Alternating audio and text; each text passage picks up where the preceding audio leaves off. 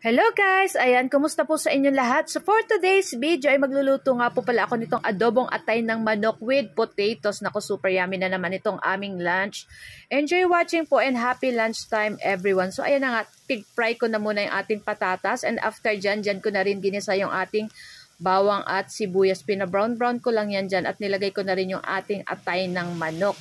And after nyan guys, maglalagay po ako ng toyo or soy sauce. So, ayan na nga guys. Maglagay na tayo dyan ng ating toyo. So, tamang-tama lang nilagay natin dyan toyo. Pangit naman yung sobrang alat. So, ayan na nga guys. At naglagay na rin ako dyan guys ng paminta. Pasensya na po kayo at solo lang si Ma'am Shi. Wala yung aking trisan. Walang nagbibideo. So, ayan na nga. At naglagay pa ako dyan guys ng oyster sauce para medyo matamis. Tamis yung ating adobong atay ng manok. So, ayan na nga guys, at ayan na, at naglagay na rin ako dyan ng sukang niyog, syempre, para mas mabango yung ating adobong atay ng manok. At konting minuto lang guys, ay maluluto na rin to guys, kasi ang adobong atay ng manok is, madali lang naman siyang maluto guys. So, after ilang minuto guys, nilagay ko na rin dyan yung ating pig fry na patatas.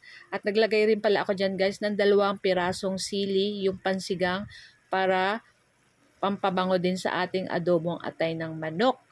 At ayan nga guys, at patayin na nga natin at luto na rin to guys. Nako, super yummy. Ang bango-bango.